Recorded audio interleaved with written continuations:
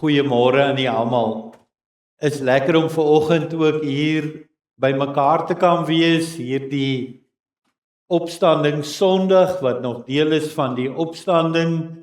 Mag dit wees dat ons vanoggend ook sal luister en dat die woord van die Here tot elkeen van ons sal spreek en dan in besonder met betrekking ook wat hy vir ons wil sê oor die opstanding. Ek het so 'n klompie afkondigings. Ek dink ons het ek weet dit, ons het 'n heerlike wildsfees agter die rug.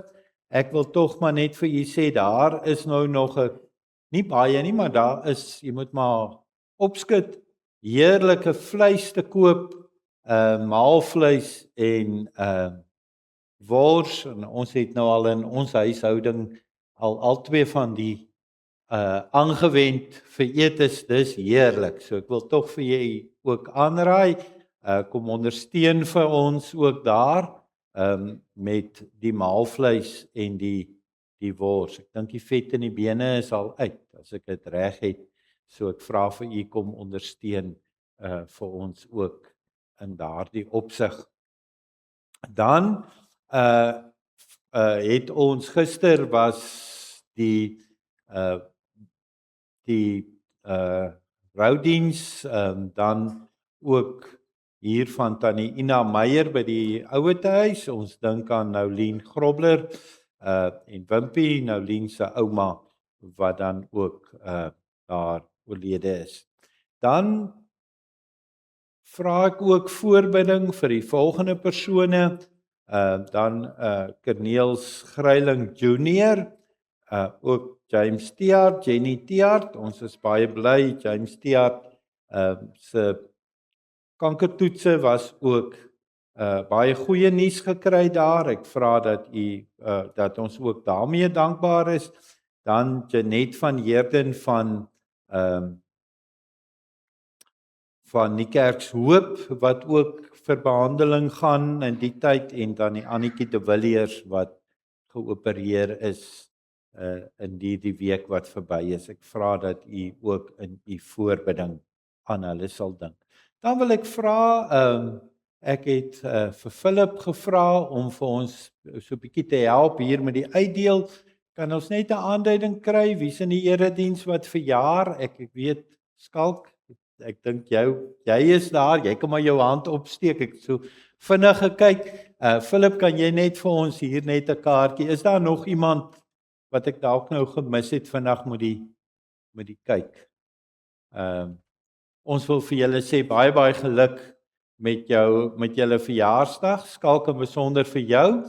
Mag dit 'n baie mooi en 'n geseënde jaar wees. En ons hoop die mielieprys raak beter, hoor. Kom ons as gemeente raak net stil vir oggend hier in die erediens. Stel onsself in.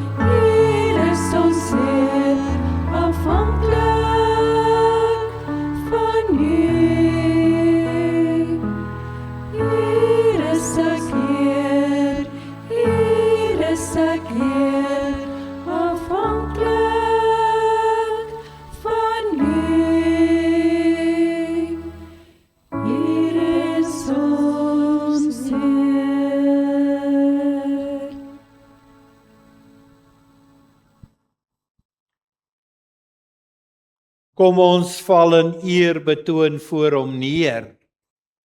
Kom ons buig, kom ons kniel voor die Here ons Skepper. Hy is ons God en ons is sy volk, sy kudde, sy skape.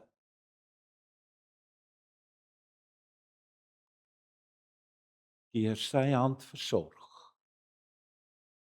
Amen. Liewe gemeente, genade vir u en vrede van God onse Vader en die Here Jesus Christus deur die kragtige werking van sy Heilige Gees. Kom ons as gemeente staan en kom ons loof die Here om dan ook saam hierdie volgende liedere saam te sing.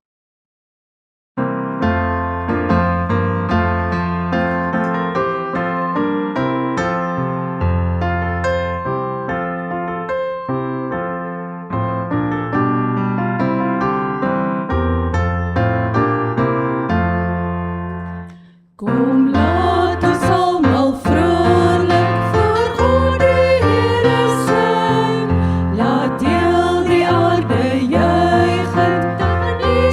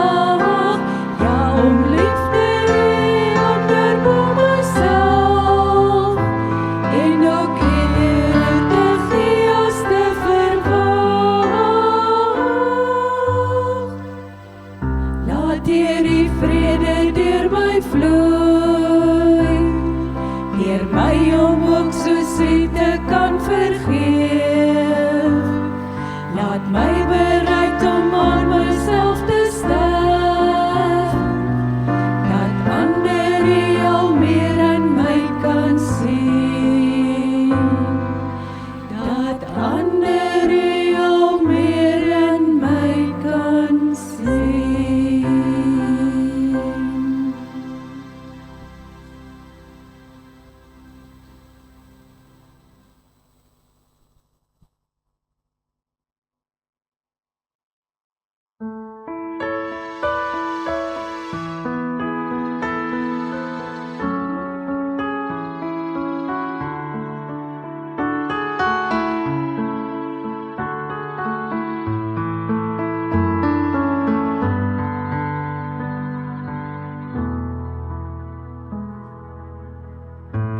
Heer Jesus, my redder, Heer, daar is niemand soos U. Laat elke dag alles wat ek doen vol wees van U liefde, Heer. My skuilplek, my trooster, veilige vesting van krag, met hart en stem, als wat ek het, bring ek aan die ewigheid. Kom laat ons juig, laat ons sing voor die Here, sing van sy mag, van sy grootheid en krag. Berge buig neer en die see rys saam by die aanhoor van sy naam. Ek wil U prys want U is my skepper. Ek wil U loof en my lewe lank eer. Niks vergelyk met U liefde en sorg vir my.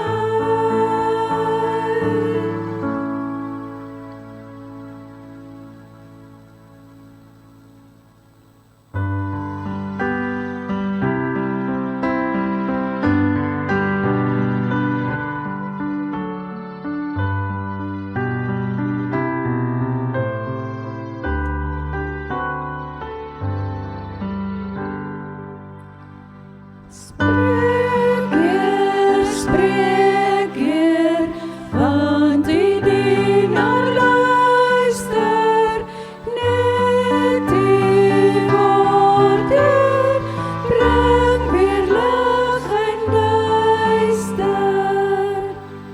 Spreek Heer, want U dienaar luister, net U woord Heer, bring weer lig en duister.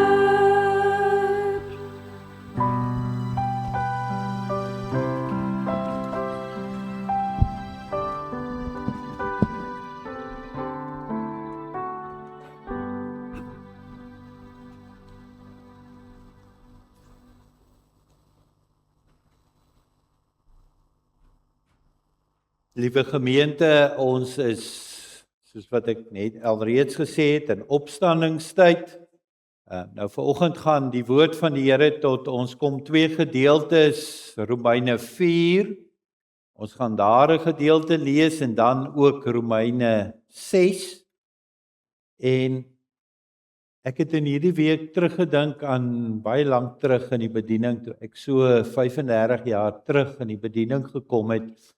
Was dit so dat jy moet eenmal 'n kwartaal moet jy 'n katekismusprediking gedoen het. En hulle het jou nou nogal gevra ook, dit was nou van die sinodiese kant af wat hulle nogal baie keer moet die visitasie wat hulle gedoen het, is een van die goed wat hulle gevra het. Nou ek wil vanoggend so ietsiekie lees uit die katekismus ook vir ons. Ek gaan dit nie lees nie, ek sal dit sommer in my preek inwerk. Wat die katekismus vir ons dan ook gaan sê, wat is die nut van die opstanding. Ek gaan dit sommer, dis ons tema ook, wat is die nut van die opstanding? Ons gaan so 'n bietjie kyk na wat Heidelberg se Katekismes Sondag 17 vir ons dan ook in hierdie opsig sê. Kom ons sit net so, dan bid ons saam as kinders van die Here.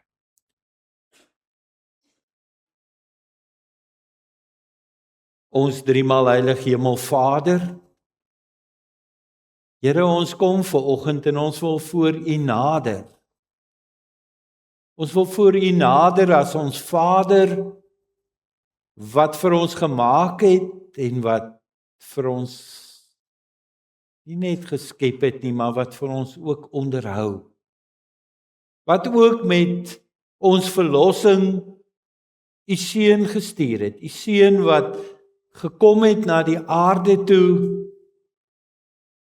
om vir ons ook hier aan die kruis te sterf, maar ook op te staan en op te vaar en sit aan die regterhand van die Vader en vir ons daar intree en weer gaan kom. So sê die belydenisskrif om te oordeel oor dit nog wat lewe en wat reeds dood is. Maar U is ook Gees. Gees wat vanoggend hier in ons midde, in ons teenwoordig is. Gees wat vanoggend ook vir ons geroep het om as U kinders hier in hierdie erediens saam te kom. U wat 3 is, maar tog 1. Ons kom vanoggend en ons wil aan U bring al die lof en al die eer en al die aanbidding. Omdat U die lewende God is, wat vir ons nooit alleen los nie. Ons kom ook vanoggend en ons wil vra dat U vir ons as gemeente ook so sal gebruik, elkeen met ons verskillende gawes en dinge wat ons het, om ook hier binne die gemeenskap van gelowiges ook vir U te kan dien, sodat ons ook kan uitgaan na buite toe en hierdie woord wat vanoggend hier in ons midde gelê gaan word, dat ons dit uit sal vat na buite.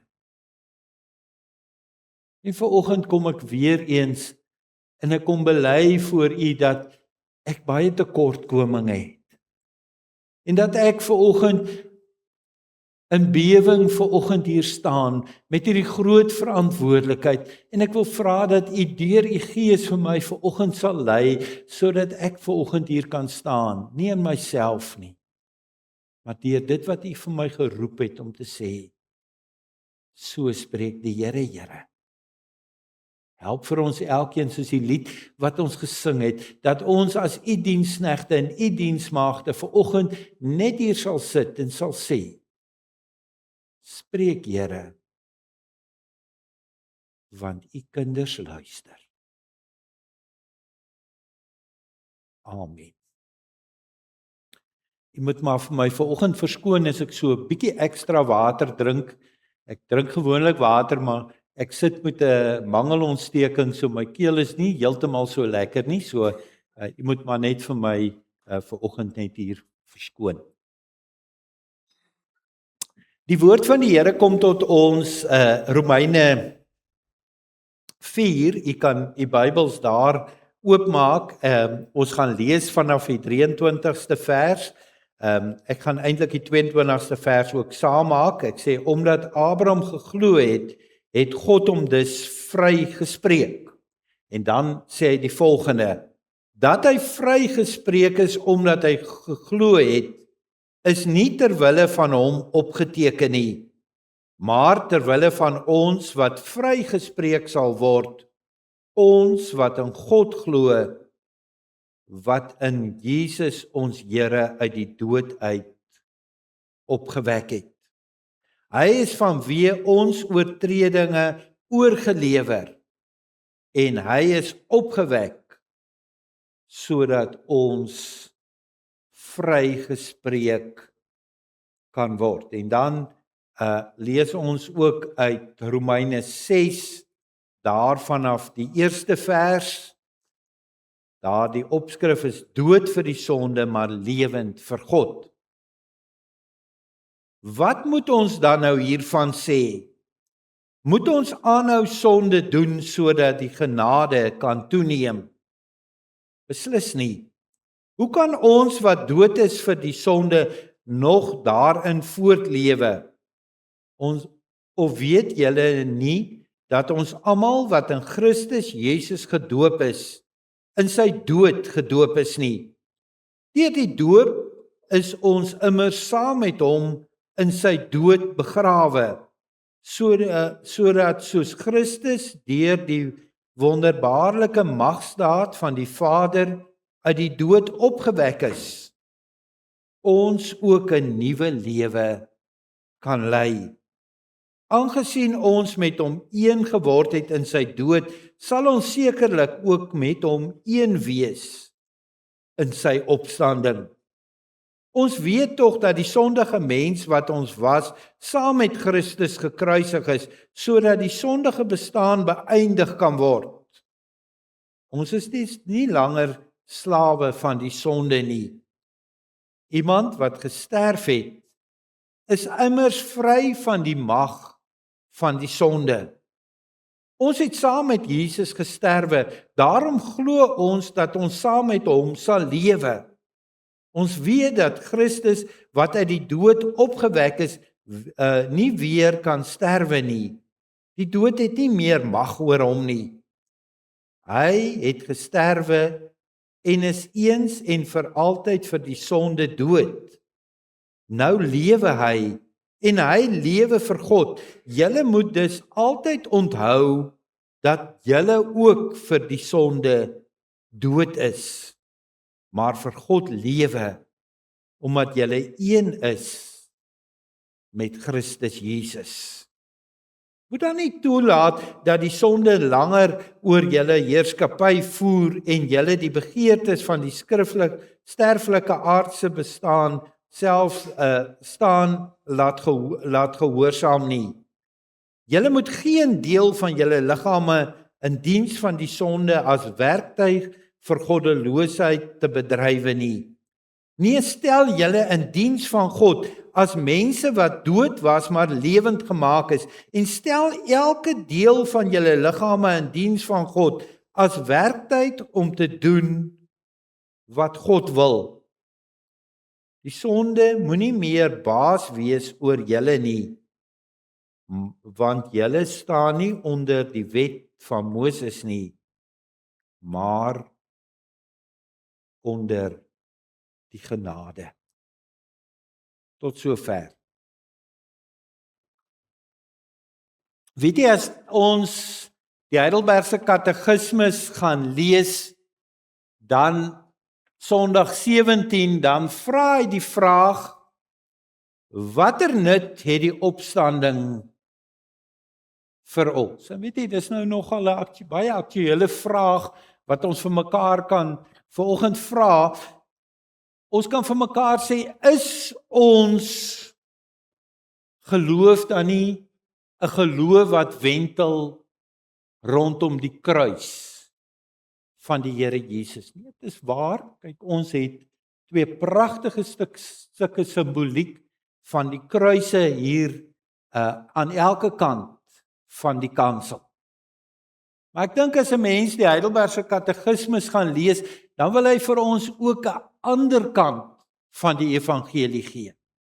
Hy vra die vraag, wat is die nut van die opstanding van die Here Jesus? En dan gee die Katekismes eintlik vir ons 'n 3-lei antwoord. Hy sê in die eerste plek, deur die opstanding het Jesus vir ons geregtigheid verwerf.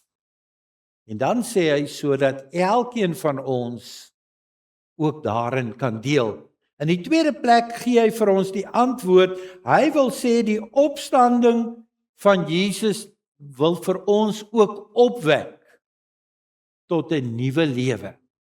En dan in die derde plek kom sê die Katekismes vir ons hierdie belangrike ding dat die opstanding 'n betroubare waarborg is van ons eie opstanding uit die dood. Eintlik een van die grootste troos wat ons as kinders van die Here kan kry. Wat is die nut van die opstanding van Jesus? In die eerste plek wil die eerste hoofpunt vir ons sê, deur sy opstanding laat deel Jesus Christus ons in die geregtigheid wat hy deur sy dood verwerf het. Nou, as 'n mens gaan kyk na geregtigheid, is dit eintlik 'n baie gelaaide woord. Dit kan eintlik vir ons baie verskillende betekenisse vir ons na vore gaan, maar wat die Bybel en wat Romeine vir ons ook in hierdie gedeelte wil sê, dit wil vir ons sê dat geregtigheid druk vir ons 'n verhouding uit. En as 'n mens gaan kyk na wat die Heidelbergse Katekismes oor die woord sê van geregtigheid, dan wil hy eintlik vir ons sê dat dit vir ons twee goed in die Bybel, hierdie gedeelte in Romeine, sê dit vir ons eintlik baie duidelik, wil vir ons vertel van twee goed. In die eerste plek gaan dit oor 'n verhouding tot God. In die tweede plek wil geregtigheid vir ons sê dat ons, en jy kan dit in hierdie gedeelte gaan lees, as kinders van die Here vry van ons sondeskuld, ons sondelas is. En nou weet ons, as ons die Bybel gaan lees, is dit vir ons baie duidelik. Die Bybel wil vir ons dwarsdeur kom vertel van hierdie verhouding wat daar tussen God die Vader en God die Seun is.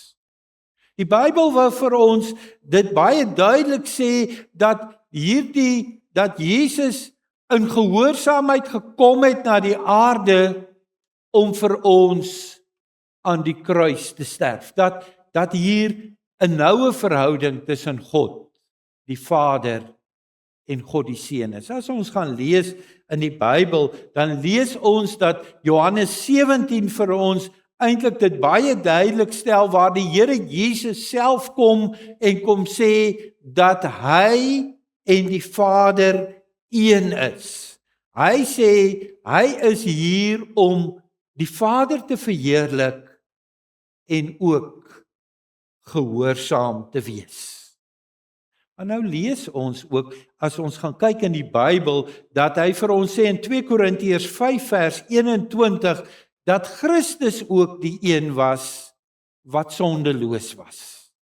Hy het geen sonde gehad nie. En vir ons as mense, as mense hier op aarde, is dit natuurlik dat ons in hierdie verhouding in die begin, as ons nie onder hierdie verhouding van geloof in hom verbind is nie, dat die mens 'n haatverhouding met God is.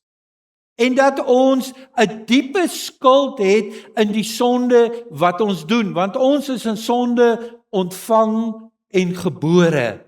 Ons is diep in skuld voor God. En dan kom Romeine en hy kom sê, maar weet jy, deur dit wat Jesus Christus gedoen het hy hierdie posisie van jou totaal en al kom verander. Wat nou vir Jesus geld ook vir ons. Ons is vry van die skuld van die sonde. En ons staan totaal en al in 'n ander verhouding met God. Ons staan in 'n verhouding vanuit die verbond waar God vir ons sê, hy sal vir ons 'n God wees en ons kan vir hom 'n kind wees. In die gedeelte ook waar die doop aangehaal word, wat eintlik hierdie wonderverbond is wat God kom sluit het met ons, waar hy gesê het, maar ek sal vir jou 'n God wees, jy moet vir my 'n kind wees, om in hierdie verbondsverhouding waar ouers die verantwoordelikheid het en ons later, hoe meer ons groter word, ook moet besef dat God vir ons 'n nuwe status gegee het as gelowige op grond van die dood van die Here Jesus Christus.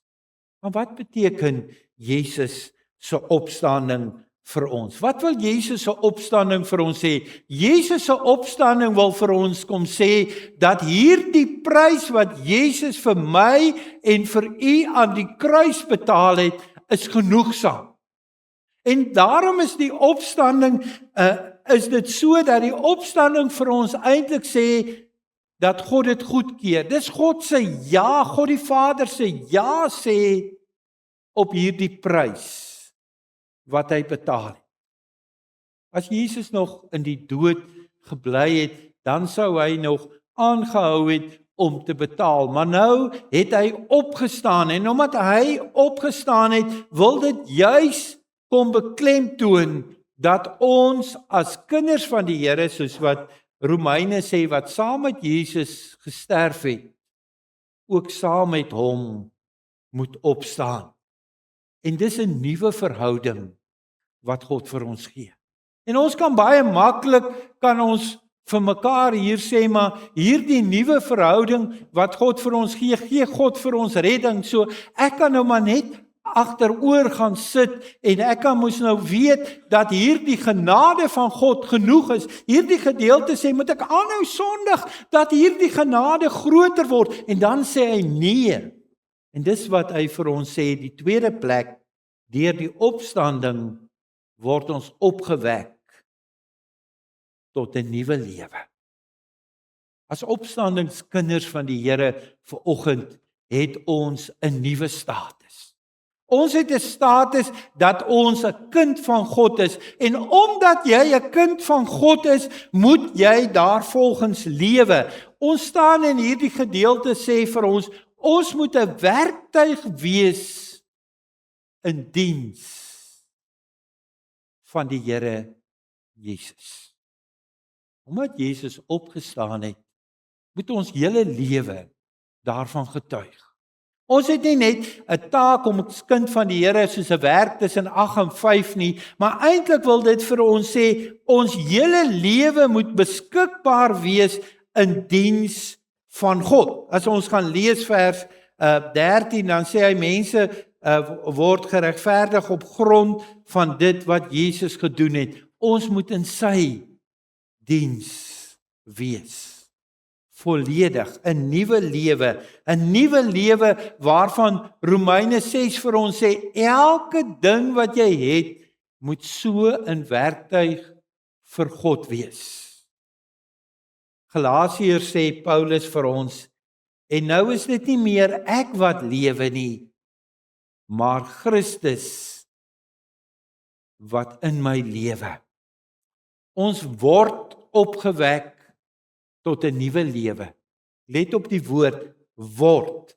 En hierdie nuwe lewe wat ek en jy het, moet deel wees van die manier waarop jy hier buite leef. Waarop die mense vir my en vir jou kom beleef as mense wat nie leef omdat jy deel in die opstanding van die Here Jesus Christus. In die derde plek wil hierdie gedeelte vir ons sê, deur die opstanding lewe ons 'n nuwe lewe.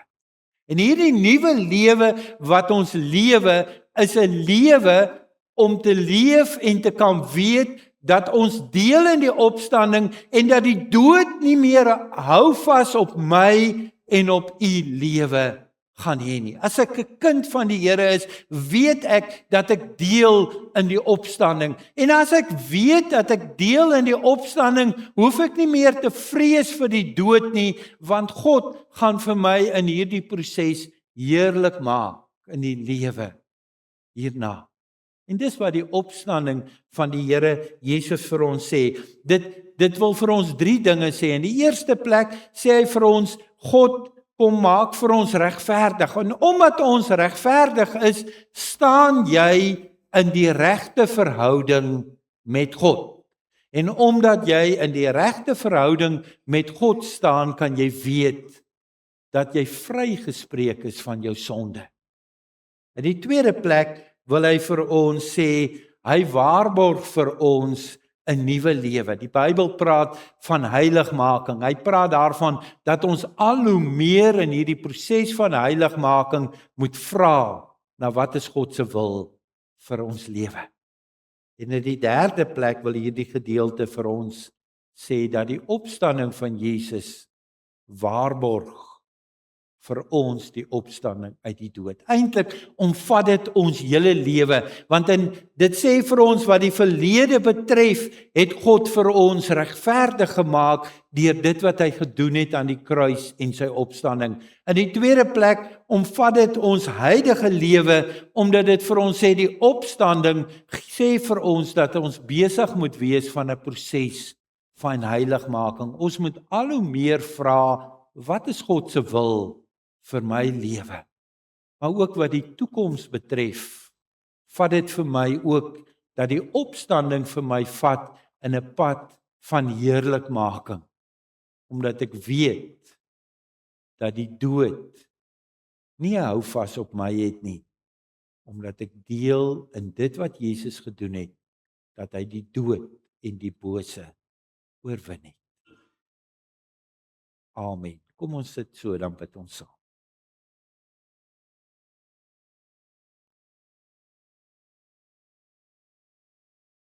Ons hemelse Vader, Here, baie dankie dat ons ver oggend weer, as ons gaan kyk na u woord, onder hierdie wonderlike indruk kan kom van wat is die nut van u opstanding vir ons as u kinders. Dankie dat ek ver oggend weer eens kan hoor dat u vir my die geregtigheid verwerf het, deurdat u wat in 'n wonderlike verhouding met die Vader is, ook dit vir my oorgedra het. Dat ek ook kan weet dat u in besonder deur u opstanding ook vir my geregverdig het vir my skuld, omdat ek ook kan weet dat ek ook daarin kan deel, dat u woord vir my ook sê, ek daarin kan deel. Maar help vir ons as gemeente, dat ons ook 'n lewe sal leef, waar mense in elkeen van ons lewens, ook hierdie nuwe lewe, wat deur u opstanding moontlik gemaak het, sal raak sien. Gee dat ons huidige lewe ook daarvan sal getuig, maar dankie dat ek ook kan weet, wat die toekoms betref, is ek ook in u hand, want in hierdie heerlikmaking kan ek ook weet, dat die dood nie 'n houvas op my lewe kan hê nie. Ons kom vanoggend en ons wil kom bid vir ons gemeente. Ek bid vir elkeen. Ek dra vir elkeen aan u op. Ons bid vir hulle daar in Huis Frank en Chrysalmi, hulle wat ook aan ons gemeente wat in jare gevorder het, wat ook daar al afgetree is en by die huis is, wil hy vir hulle naby is. Ek bid vir elkeen wat werk, wat hier by besighede en al die dinge hier betrokke is, wat daar by die skool betrokke is, kinders wat nog hier in die skool is, hulle wat dan ook elders studeer, ek dra vir hulle elkeen aan u op. Ons kom ook na u toe en ons wil in besonder ook ons boerdery gemeenskap in u opdra. Ek bid vir hulle wat ook hier met die besproeiingsgedeeltes is, ook met hulle eie unieke uitdagings, en ek wil vra dat u vir hulle ook sal seën op hierdie pad in hierdie jaar. Ons wil vir u dankie sê vir die reën wat u ook vir ons daar geskenk het. Dankie dat ons ook hier in die buite in die velde ook kan sien dat dit ook so pragtig mooi is, en dat ons ook daarin kan beleef dat u ook 'n God is wat vir ons sorg en voorsien, ook wat ons lewens betref. Ek bid vir elke een. Ons het vanoggend 'n lysie gehoor van hulle wat siek is, wat in hierdie tye behandeling ontvang, maar ook goeie nuus wat ons gekry het, en daarom wil ons ook daarmee dit aan u opdra, maar ek wil vra dat u ook sal gee dat ons ook in dit aan u sal bring al die lof en die eer. Ek bid vir ons land. Ek bid vir ons land se ekonomie wat op hierdie stadium onder groot druk is. U weet ook dat die wêreld daar buite, die oorlog wat daar is, wil u ook daar oplossings en uitkomste gee, en wil u gee dat ons ook sal weet dat alles in u hand is. Lei vir ons ook op hierdie pad vorentoe. Lei vir ons as gemeente, Wil U vir ons ook as U gemeente lei, sodat ons ook 'n nuwe lewe sal lei, maar dat ons ook hier na buite toe 'n stuk getuienis, dat Prieska se gemeente hierdie preekpunt, 'n besondere lig ook in hierdie gemeenskap sal wees. Want U kerk is tog nie net 'n gebou nie. U kerk is elkeen van ons wat U geroep het. Wees met ons ook daarmee naby. Lei ook vir ons en lei vir ons ook op hierdie pad vorentoe. Ons bid dit om U naam ontwil. Amen.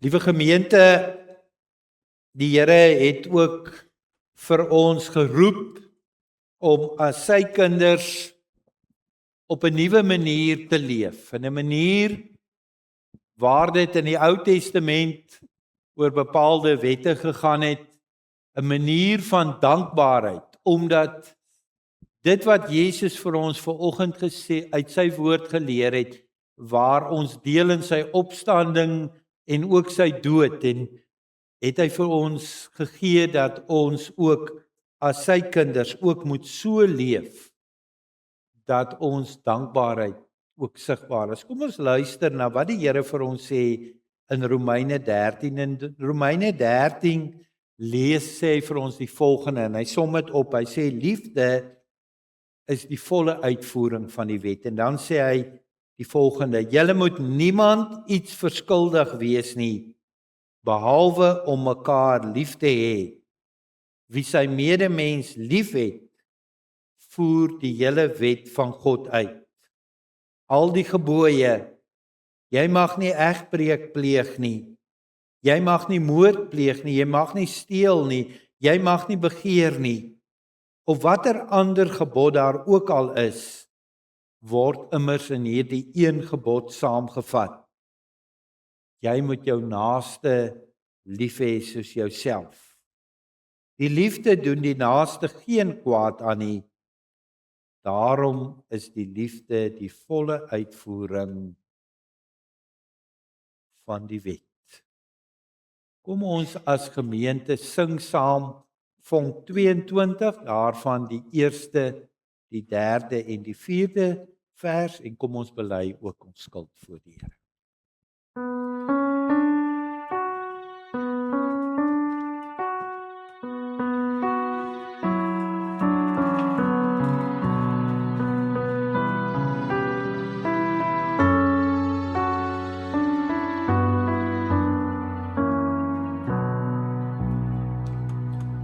Met ons skuld en met ons sonde, kniel ons voor U voete neer. Wees genadig en vergewe, as ons pleit voor U ons Heer. In die naam van Jesus Christus, smeek ons om vergifnis. Was ons skoon en maak ons lewe vir U tot getuienis.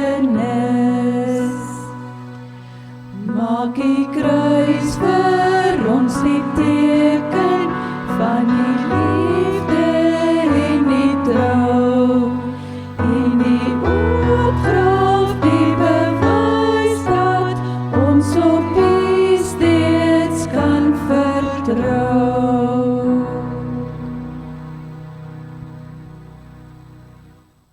Liewe gemeente, as U hierdie woorde geglo het wat U vanoggend hier gesing het, kom verkondig die woord van God vir ons elkeen die vergifnis van sondes.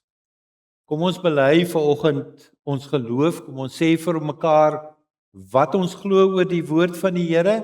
Ek wil vra dat U in U hart saamspreek. Ek gaan dit vanoggend vir U doen vanuit die geloofsbelijdenis van Nisia. Ek gaan voor en ek vra dat elkeen van U saamspreek in U hart. Ons glo in een God, die almagtige Vader, die skepper van die hemel en die aarde, en van alle sienlike en onsienlike dinge. En in een Heer Jesus Christus, die enige gebore Seun van God, gebore uit die Vader voor alle tye, God uit God, lig uit lig, waaragtige God uit waaragtige God, verwek nie gemaak nie, een in wese met die Vader, deur wie alle dinge ontstaan het, wat terwille van ons die mense en terwille van ons saligheid neergedaal het uit die hemel, vlees geword het deur die Heilige Gees uit die Maagd Maria en mens geword het, wat selfs vir ons gekruisig is onder Pontius Pilatus gelei het en begrawe is, en op die 3de dag opgestaan het volgens die skrifte, wat opgevaar het na die hemel en wat sit aan die regterhand van die Vader, wat weer sal kom met die heerlikheid om te oordeel die wat nog lewe en die wat reeds gesterf het. Wie se koningsheerskappy geen einde sal hê nie, en in die Heilige Gees, die Heer en lewendmaker, wat van die Vader en die Seun uitgaan, wat saam met die Vader en die Seun aanbid en verheerlik moet word, wat gespreek het deur die heilige profete. Ons glo aan een heilige algemene kerk, gegrond op die leer van die apostels. Ons bely een doop tot vergifnis van sondes. Ons verwag die opstanding van die ontslapenes en die lewe van 'n toekomstige eeu. Amen. U kan nou sit. Ons het nou 'n geleentheid om die Here met ons offergawes te dien.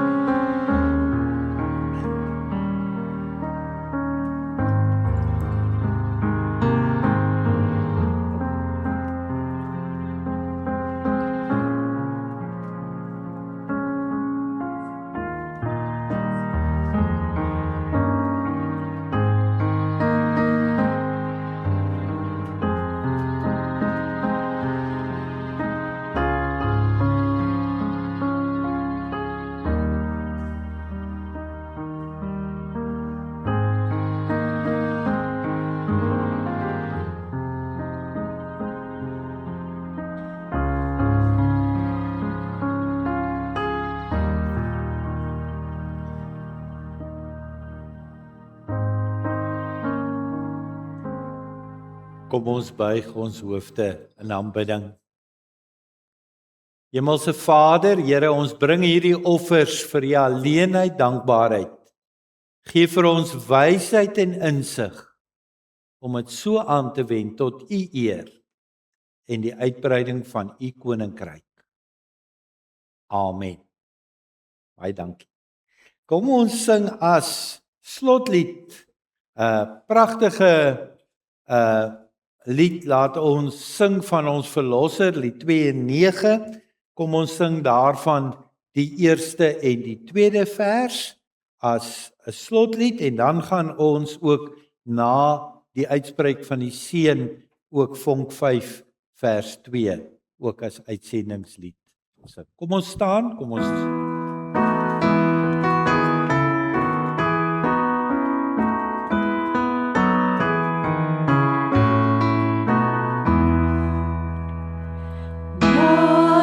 Say